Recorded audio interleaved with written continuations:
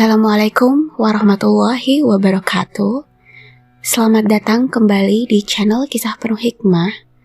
Pada kesempatan kali ini, saya akan mengangkat topik yang sangat penting, utamanya karena akan menjadi pengingat bagi kita semua.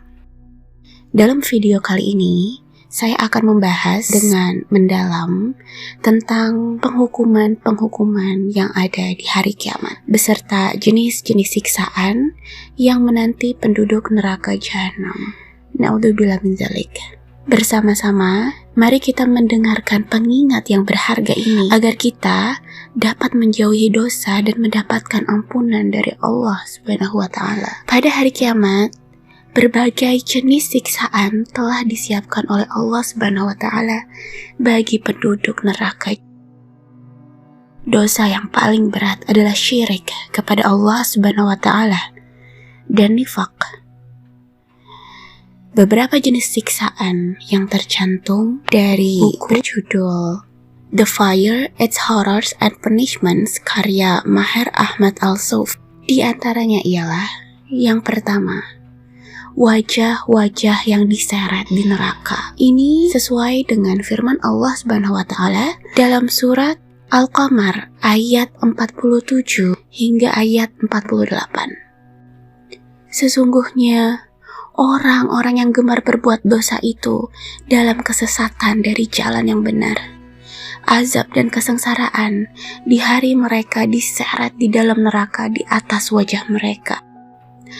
Yang kedua, orang-orang yang masuk neraka buta, tuli, dan bisu dengan wajah-wajah mereka diarahkan ke neraka. Allah Subhanahu wa Ta'ala berfirman di dalam surah Al-Isra ayat 97, dan barang siapa diberi petunjuk oleh Allah Subhanahu wa Ta'ala, dialah yang mendapat petunjuk, dan barang siapa dia disesatkan, maka engkau tidak akan mendapatkan penolong-penolong bagi mereka selain Ia, Allah Subhanahu wa Ta'ala.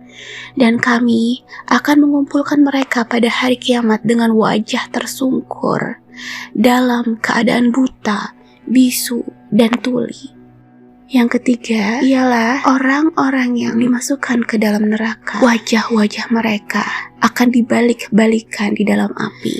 Hal ini sesuai dengan bunyi surat Al-Ahzab ayat 66. Bunyi surat tersebut, pada hari ketika wajah mereka dibolak-balikan dalam neraka, mereka berkata, "Wahai, kiranya dahulu kami taat kepada Allah dan taat pula kepada Rasul." Yang keempat, orang-orang yang berada di neraka, tubuhnya akan dilebur dengan air yang sangat panas hingga membuat mereka menjadi meleleh. Hal ini sesuai dengan apa yang tertuang di dalam surah Al-Hajj ayat 19 hingga ayat ke-20. Inilah dua golongan mukmin dan kafir yang bertengkar. Mereka bertengkar mengenai Tuhan mereka. Maka bagi orang kafir akan dibuatkan pakaian-pakaian dari api neraka untuk mereka. Ke atas kepala mereka akan disiramkan air yang mendidih. Dengan air mendidih itu akan dihancur luluhkan apa yang ada dalam perut dan kulit mereka. Yang kelima ialah penduduk neraka dihimpun di tempat yang sempit. Allah Subhanahu wa Ta'ala berfirman di dalam surat Al-Furqan ayat 11 hingga 14. Bahkan mereka mendustakan hari kiamat, dan kami menyediakan neraka yang menyala-nyala bagi siapa yang mendustakan hari kiamat. Apabila neraka melihat mereka dari tempat yang jauh, mereka mendengar suaranya yang gemuruh karena marahnya. Dan apabila mereka dilemparkan ke tempat yang sempit di neraka dengan dibelenggu, mereka di sana berteriak mengharapkan kebinasaan.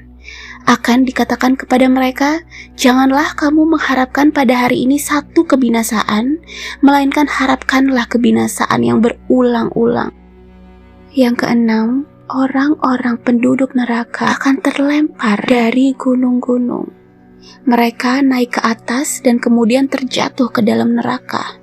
Hal ini sesuai dengan bunyi surat Al-Mudatsir ayat 17. Aku akan membebaninya dengan pendakian yang memayahkan. Yang ketujuh, pencabutan usus. Ini berdasarkan hadis yang diriwayatkan dari Usamah bin Zaid, di mana Nabi Muhammad SAW bersabda, "Saya mendengar Rasulullah SAW bersabda, seseorang akan dibawa pada hari kiamat dan dilemparkan ke dalam neraka. Lalu ususnya akan terurai dan digulung seperti keledai yang memutar mesin penggilingan. Kemudian orang-orang yang berada di dalam neraka akan mendekatinya dan bertanya, 'Wahai Fulan, mengapa kamu berbuat demikian? Bukankah kamu memerintahkan kebaikan dan melarang kejahatan?'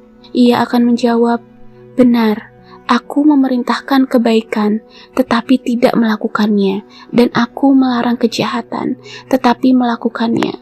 Allah telah menjelaskan di dalam kitabnya yang begitu mulia bahwa ada banyak perbuatan dosa yang akan mengantarkan seseorang menuju kehancuran.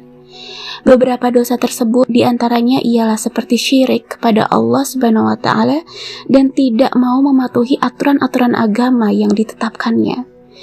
Yang kedua, mengikuti jalan orang-orang sesat. Yang ketiga ialah nifaq atau munafik, yang mengantarkan seseorang ke bagian terbawah neraka, yakni suatu sifat yang berbeda antara lahir dan batin, atau dengan kata lain, berbeda antara perkataan dan perbuatan. Yang keempat ialah takabur, yang merupakan sifat umum penduduk neraka. Yang kelima, sifat neraka di hari kiamat berkaitan dengan hubungan panas di dunia dengan neraka. Tetapi api neraka di hari kiamat jauh lebih dahsyat. Rasulullah SAW pernah bersabda, "Nerakamu hanyalah sebagian kecil dari 70 bagian neraka jahanam." Para sahabat pun bertanya, "Wahai Rasulullah, apakah itu sudah cukup?" Beliau menjawab, "Itu lebih besar dari 70 bagian. Setiap bagian dari neraka jahanam tersebut sama panasnya dengan api neraka dunia." Makanan penduduk neraka di hari kiamat sangat tidak enak dan penuh dengan kepahitan, kebusukan, dan keburukan. Makanan ini tidak akan menghilangkan rasa lapar dan tidak akan memberi manfaat bagi tubuh. Allah Subhanahu wa Ta'ala berfirman dalam surat Al-Ghasyiyah ayat 6 hingga ayat 7, "Mereka tiada memperoleh makanan selain dari pohon yang berduri, yang tidak menggemukkan dan tidak pula menghilangkan lapar." Salah satu jenis makanan yang disebutkan adalah pohon zakum yang memiliki rasa pahit dan bau busuk, tumbuh di neraka jahanam dan disiram dengan nanah dari penduduk neraka. Rasa makanan ini sangat panas di dalam perut. Sesungguhnya pohon zakum ialah makanan orang-orang yang berdosa, seperti tembaga yang mendidih di dalam perut, seperti mendidihnya air yang sangat panas. Minuman penduduk neraka tidak jauh berbeda dengan makanan mereka dalam sifatnya. Minuman ini sangat panas, memiliki rasa yang pahit dan tidak enak, serta memiliki aroma yang busuk.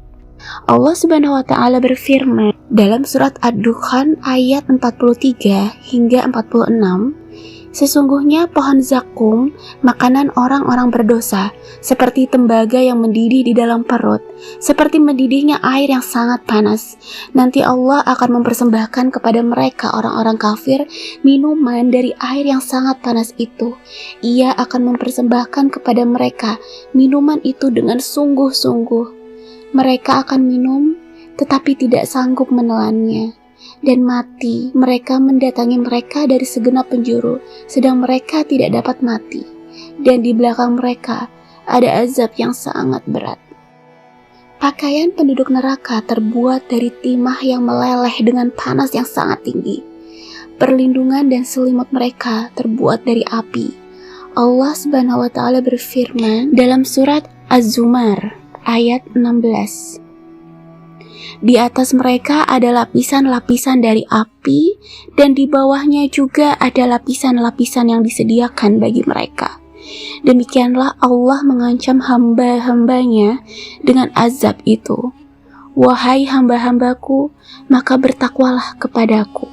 Sejatinya, sebagian sifat dasar manusia ialah sering dihinggapi kekhilafan dan kesalahan. Oleh karena itu, seorang pendosa berat sekalipun diimbau untuk tidak meragukan ampunan Allah Subhanahu wa Ta'ala, karena Allah Maha Penerima Taubat. Sesungguhnya, rahmat Allah Subhanahu wa Ta'ala sungguhlah sangat agung untuk bisa mengampuni besaran dosa-dosa hambanya. Beriman dan menyembah Allah Subhanahu wa Ta'ala merupakan faktor utama dalam menyelamatkan diri. Bersaksi bahwa tidak ada Tuhan selain Allah dan bahwa Muhammad utusan Allah adalah tanda besar bagi mereka yang beriman pada kehidupan dunia dan hari kiamat. Bertakwa kepada Allah Subhanahu wa Ta'ala dan mengikuti perintahnya serta menjauhi larangannya. Terima kasih telah menonton video kami tentang penghukuman di hari kiamat sebagai pengingat yang sangat berharga. Semoga apa yang telah kita pelajari hari ini dapat membuka mata hati kita untuk menjauhi dosa dan melangkah menuju taat kepada Allah Subhanahu wa Ta'ala. Mari kita sama-sama berusaha untuk meraih kebaikan dan memperbaiki diri. Mohon maaf jika masih terdapat banyak kekurangan di dalam penyampaiannya. Karena yang jelas, kebenaran hanya milik Allah Subhanahu wa Ta'ala dan saya sebagai manusia adalah tempatnya salah. Sampai bertemu dalam kisah berikutnya. Wassalamualaikum warahmatullahi wabarakatuh.